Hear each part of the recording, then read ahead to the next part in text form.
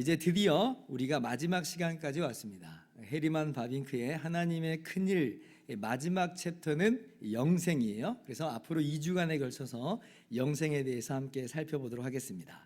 오늘 말씀 함께 봅니다. 4장 13절 말씀이에요. 다시 한번 보시면, 형제들아, 자는 자들에 관하여는 너희가 알지 못함을 우리가 원하지 아니하노니 이는 소망 없는 다른 이와 같이 슬퍼하지 않게 하려 함이라 말씀하시죠. 여기에 자는 자들이라 라고 하는 표현이 나오는데, 우리가 알다시피 이 자는 자들은 어떤 사람들이에요?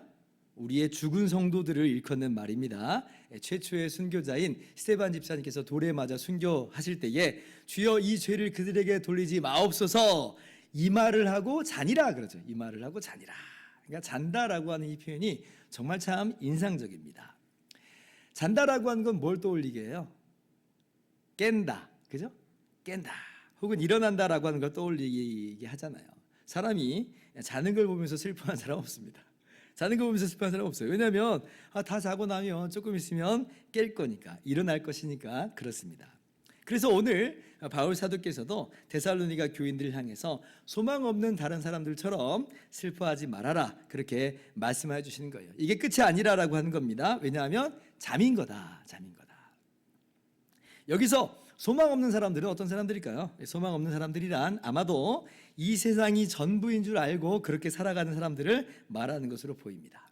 영혼도 없고 천국도 없고 지옥도 없고 그냥 이 땅이 전부라고 하는 거예요. 그래서 이 사람들의 이 세상에서의 로망은 뭐냐면 이 땅에서 잘 먹고 잘 살고 이 땅에서 즐기는 게, 이게 제일 중요한 사람들이에요. 고린도전서 15장에 보면 바울 사도께서 부활에 대해서 교훈하실 때 부활을 믿지 않는 사람들이 어떻게 산다고 그래요? 그렇죠. 죽은 자가 다시 살아나지 못한다면, 고린도전서 15장 32절, 내일 죽을 터이니 먹고 마시자. 그러니까 부활을 믿지 않는 사람들의 모습은 이럴 수밖에 없어요. 내일 죽을 터이니 먹고 마시자. 왜냐하면 모든 게 다 끝나는 거니까 지금 살았을 때 먹고 마시는 게 중요한 거예요. 지금 살았을 때 어떻게 하든 즐겁게 행복하게 쾌락을 맛보면서 사는 것이 지상 과제가 되는 겁니다. 여러분, 오늘날 무신론이 우리 시대에 광범위하게 퍼져 있는데요, 이 무신론이 가지고 있는 인생관이 뭐냐면 바로 이거예요. 내일 죽을 터이니 먹고 마시자. 언젠가 그 옥스퍼드 대학교의 대표적 진화 생물학자인 리차드 도킨슨, 만들어진 신의 저자죠, 무신론자입니다. 거액을 기부해가지고 이 영국에 이제 버스 800대 버스 광고를 했던 적이 있어요. 그래서 그 광고가 부착됐는데 그 내용이 뭐였냐면, 여러분도 한 번쯤 들어보셨을 겁니다. 아마도 신은 없을 것이다. 걱정 말고 인생을 즐겨라, 이거였어요. 걱정 말고 인생을 즐겨라. 오늘 지금 사도 바울께서 하신 말씀하고 굉장히 유사하죠. 내일 죽을 터이니 먹고 마시자 하는 거하고 걱정 말고 인생을 즐겨라, 같은 그런 이야기를 하고 있는 거예요. 이 사람들은, 이 무신론자들은 죽음 이외에는 아무것도 없다는 겁니다. 그들에게 있어서 죽음은 뭐예요? 그냥 물질의 한 변화예요. A라고 하는 물질에서 B라고 하는 그런 물질로, 그것도 본질적인 요소는 그대로고요, 형태만 바꾼 이제 그런 형태인 거죠. 이렇게 걸어 다니다가 시간이 흘러서 썩어서 흙이 된 것뿐입니다. 인간에게 영혼이 없어요. 하나님도 없어요. 죽음 이후의 심판, 그런 건 없다라고 지금 믿고 싶은 거예요. 천국과 지옥, 당연히 이들에게는 없는 거죠. 그러니까 답이 뭐냐? 지금 이 땅에서의 인생, 지금 네가 가지고 있는 인생 즐겨라. 그냥 즐겨라. 다른 사람 눈치 보지 말고 즐겨라. 언뜻 들어서는 인생을 즐기라라고 하는 건 굉장히 좋아 보이죠. 근데 여러분, 이게 얼마나 무서운 말인지 몰라요. 왜냐하면 인생을 즐기는 사람들의 방식은 굉장히 다양합니다. 선악의 절대적인 기준이 무신론에게는 없거든요. 근데 그런 상태에서 인생을 즐긴다고 하는 건 이건 그야말로 아수라장이 돼버려요. 여러분, 인간은 그렇게 착하지 않습니다. 인간이 그렇게 착했다면 이 세상이 이렇지 않죠. 이 세상에 착취와 가난과 전쟁, 이런 건 애시당초 없었을 겁니다. 인류 역사가 뭐예요? 착취의 역사고 살인의 역사고 전쟁의 역사잖아요. 근데 걱정 말고 즐겨라라고 한다는 것은 이게 무슨 의미일까요? 안 그래도 인간은 엉망인데 거기다 기름을 붓는 거하고 다를 바가 없는 겁니다. 심지어 한번 생각을 해봅시다. 인생을 즐기다가 더 이상 즐길 거리가 없어지면 이제 어떻게 될까요? 자, 즐기는 건 고사하고 지금 살아가는데 고통만 가득하다고 한다면 어떻게 될까요? 그래도 어딘가에는 즐길 거리가 있을 거야 라고 하고 최선을 다해서 찾아봤지만 이제 그 어딘가에도 즐길 거리가 없게 돼버린다면 그 사람은, 그 무신론자는 어떻게 살아가야 될까요? 인간에게, 자기에게 그나마 있었던 인생의 의미, 그 즐긴다라고 하는 그 의미, 존재의 의미가 사라지는 거잖아요. 그러면 논리적 결론은 이렇습니다. 알코올 중독이나 마약 중독 같은 인위적 방법을 사용해서라도 어떻게 하든지 즐기려고, 어떻게 하든지 쾌락을 유지해 보려고 하는 거예요. 고통스러운 인생을 피하는 방법이잖아요, 그게.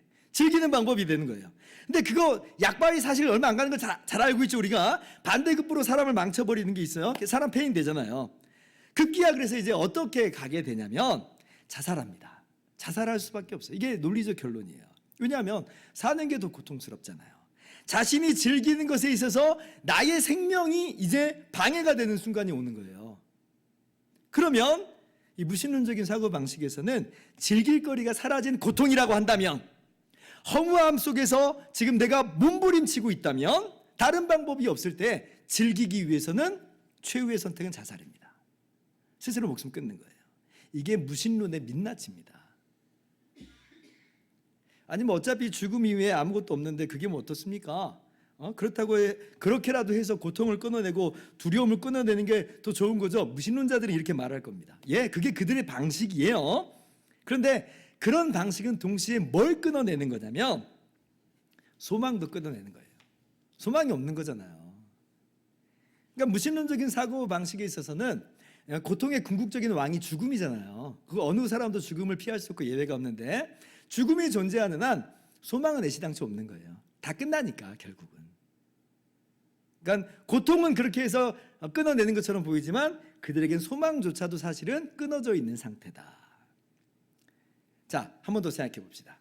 근데 그렇게 해서 본인은 뭐 죽음으로 해서 자기가 스스로 죽음을 이렇게 자살했다고 해서 고통의 문제가 해결됐다고 해봅시다. 자, 근데 그럼 누군 슬퍼해요?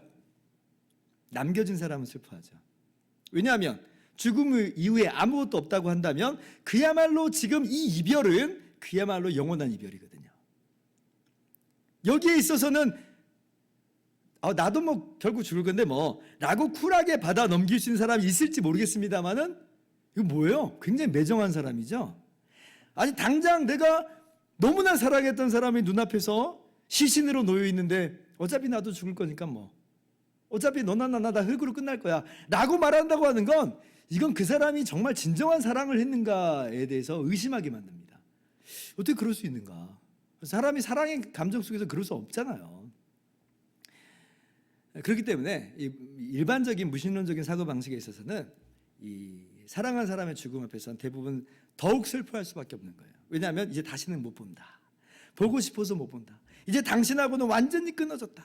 무신론은 애시당초 미래 소망이 제거된 세계관이기 때문에 이 슬픔을 아예 정말 매정한 방식으로 해결을 하든지 아니면 이 슬픔을 극복하지 못해서 쩔쩔매든지 할 수밖에 없다는 거예요. 그러니까 오늘 사도 바울께서 다른 소망 없는 이들 같이 슬퍼한다라고 하는 말은 이제 그런 의미인 거죠.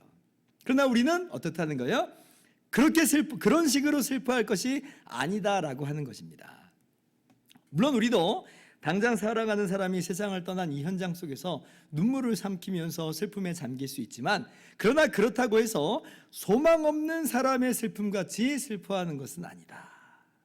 왜 그러는가? 왜 그럴 수 있는가? 어떻게 우리는 슬퍼하더라도 소망을 가질 수 있으며 그러면 인내할 수 있으며 어떻게 이 슬픔을 극복할 수 있다는 말이냐라고 할 때에 오늘 말씀 그 다음 구절이 대답을 해주고 있죠. 데살로니가전서 4장 14절 같이 읽습니다. 시작.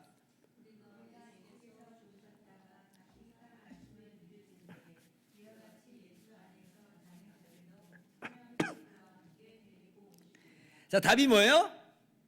예수님께서 장차 다시 오시는 날이 있는데 그때에 우리의 자는 자들이, 그러니까 우리의 죽은 성도들이 산자로서 주님과 함께 온다는 거예요.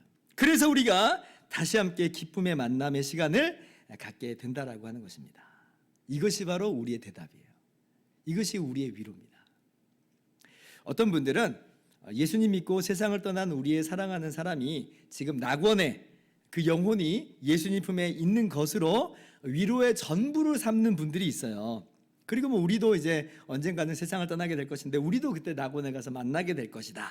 이렇게 위로를 삼습니다. 여러분, 이게 틀린 말은 하나도 없어요. 맞는 말이에요. 그런데 우리 기독교의 이 소망은, 우리가 얻는 위로는 사실 이게 핵심이 아닙니다. 사실 이게 핵심이 아니에요. 이게 정말 맞는 말이고 우리에게 위로가 되는데 이게 전부가 아니라는 말이에요.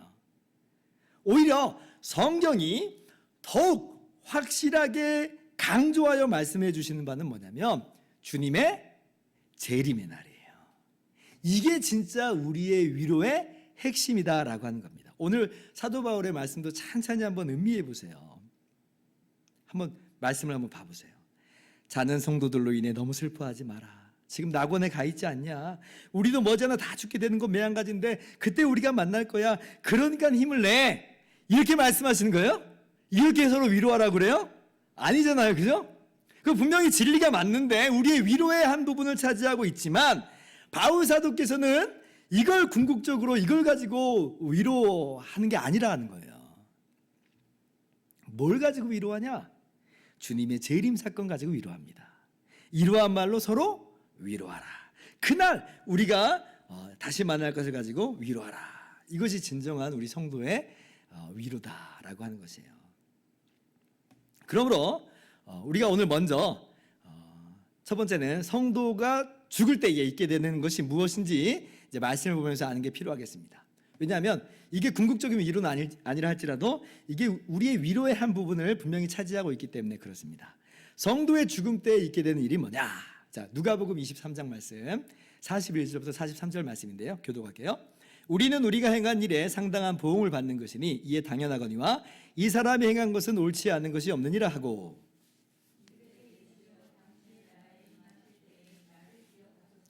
같이요.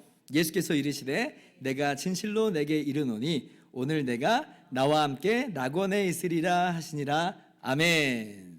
우리가 참 잘 알고 있는 말씀이죠. 예수님께서 십자가에 달려 죽으실 때에 이 강도 둘이 좌우편에 달렸거든요. 바로 그때의 이야기를 말씀하고 있는 거예요. 그때 처음에 두 강도가 둘 다 처음에는 예수님을 비방했죠. 네가 하나님의 아들이면 너와 우리를 구원하라, 이렇게 비방을 했습니다. 그런데 어느 한순간 이 한 명의 강도의 마음에 큰 변화가 일어났어요. 그래서 이제 이 사람이 변화된 그 마음속에서 다른 여전히 비방하는 강도를 꾸짖습니다. 우리는 우리가 행한 일에 마땅한 보응을 받는 거야. 근데 이분은 죄가 없으신 분이야. 네가 그렇게 비방할 사람이 아니라는 거죠. 정말 참 놀라운 변화입니다. 그러면서 예수님을 향해서 어떠한 신앙의 고백을 하냐면 당신의 나라에 임하실 때에 나를 기억하소서. 아까는 자기의 죄를 고백했죠. 우리는 마땅한 죄값을 받는 것이다. 난 죄인이다 고백했어요. 근데 지금은 어떻게 그 고백이 연결돼요? 당신의 나라, 이렇게 당신의 나라, 이런 고백을 하고 있어요. 예수님이 진정한 왕이시라고 하는 거예요. 이거 정말 너무 놀라운 이야기입니다. 왜냐하면 지금 예수님이 이 강도의 눈앞에 영광의 모습으로, 왕의 모습으로 보여주시는 게 아니잖아요. 지금 어떻게 보면 십자가 위에서 정말 무기력하게 죽어가는 모습을 보여주고 계신 건데, 근데 예수님 보고 뭐라고요? 왕이라고 지금 고백을 하고 있는 거예요. 요한 빼고는 제자들 다 도망갔는데 이 나라 망했다고 지금 어떻게 보면 다 도망가고 있는데, 근데 예수님을 향해서 당신은 왕이십니다라고 고백하고 있어요. 굉장히 놀라운 고백이에요. 그리고 뭐라고 얘기해요? 당신의 나라가 임하실 때에, 그래서 임하실 때에 예수님이 왕이신데 그리고 죽어가고 있어요. 근데 아우 왕이신데 예수님의 나라가 아쉽게도 끝났네, 이렇게 말하는 게 아니죠. 예수님의 나라가 임한다라고 하는 그 고백을 하고 있어요. 예수님의 나라는 여전히 유효하다는 거예요. 예수님이 이렇게 죽으심으로 허무하게 끝나는 것이 아님을 고백하고 있는 거죠. 너무 놀랍습니다. 성령의 역사라고밖에 할 말이 없어요. 그러니까 예수님께서 이 강도에게 뭐라고 말씀하세요? 주제 파악을 해라, 이렇게 말씀하시지 않고, 너무 감사하죠? 주제 파악을 해라. 그럼 우리도 소망이 없는데, 근데 주제 파악을 해라 그런 게 아니라 43절에 내가 진실로 내게 이르노니 오늘 네가 나와 함께 낙원에 있으리라. 그러니까 사람이 죽을 때에 어떤 일이 있게 되느냐? 예수님께서 분명히 대답을 해주신 거예요. 그 영혼이 예수님과 함께 낙원에 있을 것이다. 우리가 죽은 이후에 어떤 일이 벌어지는가? 예수님께서 오늘 분명하게 말씀해 주신 거예요. 우리 육신은 분명 땅에 묻혀 썩습니다. 요즘식으로는 한 줌 죄가 되어 썩습니다. 그런데 그래서 다 끝난 것이 아니다.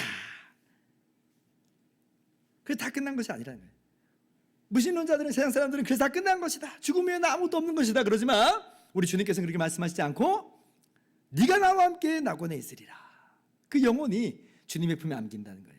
인간은 육신만으로 이루어진 존재가 아니라 영혼까지 있다는 것을 분명하게 교훈하여 주시는 것이고, 그리고 육신은 썩지만 영혼은 낙원에 들어가게 됨을 분명하게 예수님께서 말씀하여 주시는 거예요.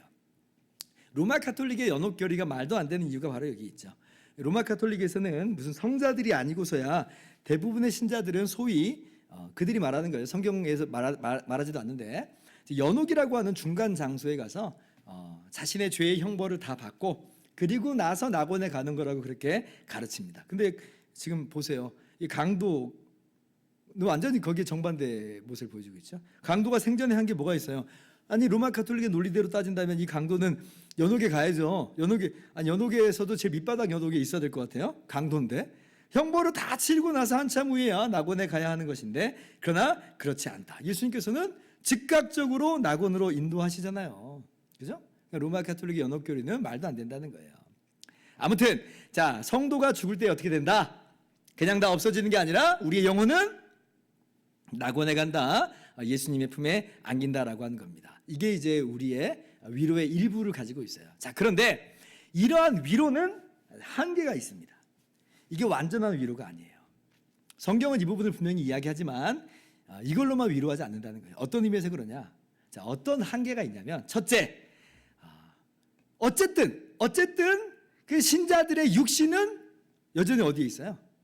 무덤 속에 있죠. 무덤 속에 있는 측면에서 그래요. 이걸 다른 표현을 말한다면 여전히 죽음의 상태에 있는 거예요. 여전히 죽음의 상태다. 완전하지 않죠. 그러니까 인간은 영혼과 육신이라고 하는 불가분리의 두 요소를 함께 가지고 있는 존재예요. 근데 이 둘 중에 하나가 빠지면 완전한 인간 상태라고 할 수가 없는 겁니다. 우리가 죽음을 뭐라고 말해요?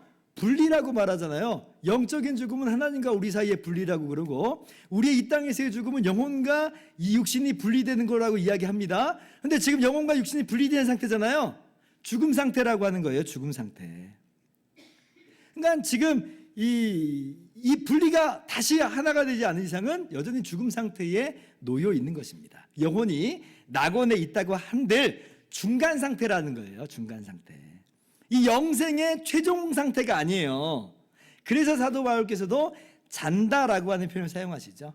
그 영혼이 낙원에 있다 하여도 어디까지나 자는 것으로 말씀하세요. 자는 것으로. 우리가 이제 육신의 요소를 쉽게 간과하는 경향이 있어요. 근데 이거는 육신을 경시하는 헬라 철학에서 온 거지 기독교적인 사고 방식은 아닙니다. 시당초 하나님께서는 인간을 육신을 가진 존재로 지으셨잖아요. 그리고 보시기에 좋았더라 그래요. 만약에 이 육신이 별로 의미가 없는 것이었다면, 아니면 굳이 육신을 가진 존재로 만드실 이유가 있으셨겠어요? 실제 육신이 없는 영적인 존재 만드셨죠? 뭐예요? 천사는 육신이 없는 영적인 존재잖아요. 그런데 천사 말고 인간을 만드신 거예요.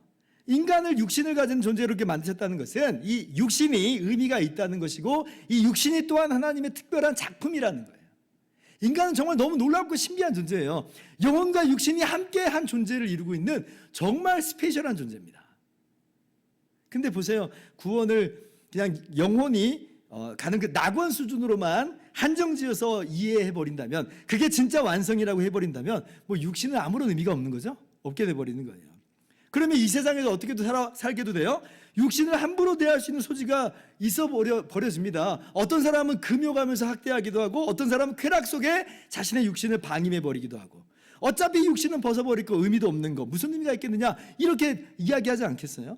근데 그것은 성경적 이해가 아니라라고 하는 겁니다. 우리는요, 기독교적인 그러한 성경적인 이 세계관 속에서는 우리의 육신을 경시하거나 무시하거나 학대하거나 그렇게 함부로 해서는 안 될 것입니다. 자, 두 번째, 이게 또 왜 완전한 위로가 아니냐라고 그럴 때에, 인간의 영혼이 낙원에 가는 것만으로 이게 진짜 전부가 아니다라고 하는 걸 말씀드린 거예요.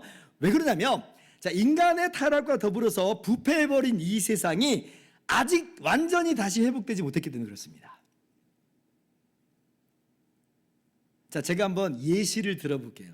조금 유치한 예가 될 수 있는데 이해를 좀 선명하게 하기 위해서 제가 예를 드는 겁니다. 자, 일반적인 사람들이요, 완전하고 거룩하게 영광스럽게 변한 영들의 낙원에서 살고 싶을까요? 아니면 불완전하고 때로는 죄짓고 그럴지라도 삶의 여러 고통이 있을지라도 영혼과 육신을 아울러 가진 이 땅에서 살고 싶을까요? 한번 여러분도 대답해 보세요. 사람들이 뭘 원할 것 같아요? 대체적으로는 정말 살기 힘들 정도의 고통이 아니면 이 땅에서 살고 싶죠. 이 땅에서. 이게 진짜 세상이라는 거예요. 전도서 9장 4절도 산 개가 죽은 사자보다 낫다. 아니 사자인데. 근데 산 게 낫다는 거예요. 산 게. 그러니까 사람들은 그래도 이 땅에서 사는 거, 영혼과 육신을 가진 전인적인 인간 상태에서 사는 것이 더 낫게 여겨집니다. 이상한 게 아니에요. 사실은 그게 인간이기 때문에 그래요. 낙원에 있는 것만으로도 우리가 위로를 받지만 이게 완전한 위로가 될 수 없다라고 하는 거죠. 자, 그런데 하나님께서 이루시는 구원은 단순히 인간의 영혼을 낙원에 두시는 그 구원이 아니라 어떤 구원이냐면 창조 때에 인간의 범죄로 말미암아 함께 부패해버린 이 세상을 재창조하는 구원이에요. 새하늘과 새 땅은 여러분 그냥 인간들만 드글드글한 그런 세상이 아닙니다. 구체적으로 그 모습은 우리가 감히 상상해 볼 수는 없지만 그러나 분명하고 확실한 건 뭐냐면 지금 인간 때문에 그리고 인간과 더불어서 고통당하는 온 피조 세계의 회복이에요. 그게 새하늘과 새 땅입니다. 로마서 8장 19절부터 21절 교도 갈까요? 자, 피조물이 고대하는 바는 하나님의 아들들이 나타나는 것이니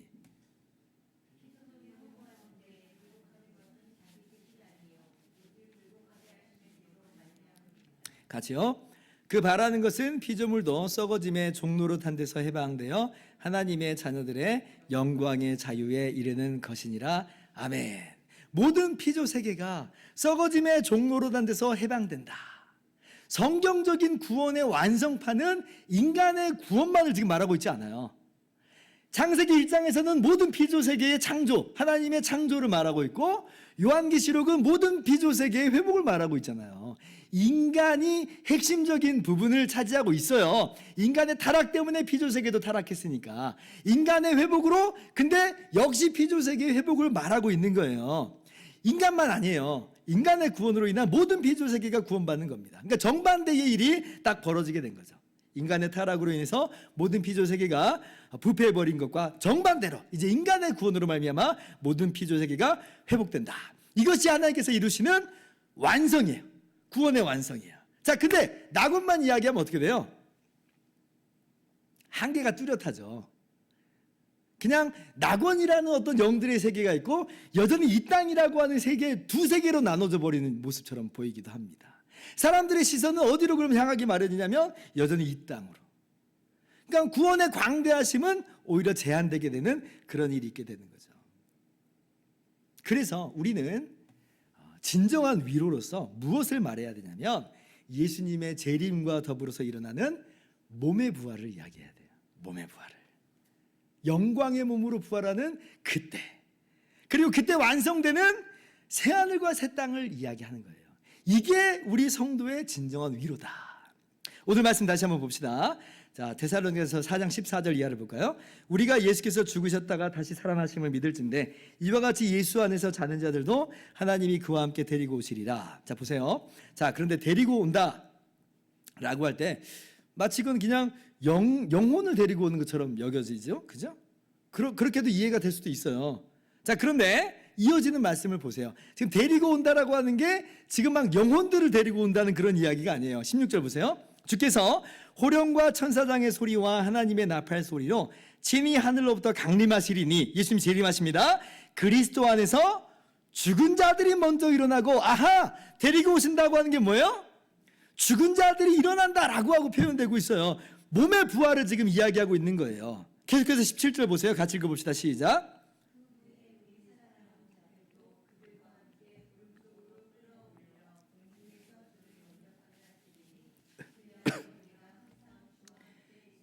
자, 예수님 다시 오실 때에 여전히 죽지 않고 살아있는 우리들, 그럼 이 몸을 지금 벗어버리고 이거 다 벗어버리고 영혼 상태로 그렇게 주님 만난다는 이야기예요? 그런 얘기 없잖아요. 우리의 모습을, 이 몸을 가지고 만나요. 단 영화롭게 변하면서 만나는 거죠. 그러니까 몸을 여전히 성경은 이야기하고 있어요. 이러한 말로 서로 위로하라는 거예요. 이러한 말로.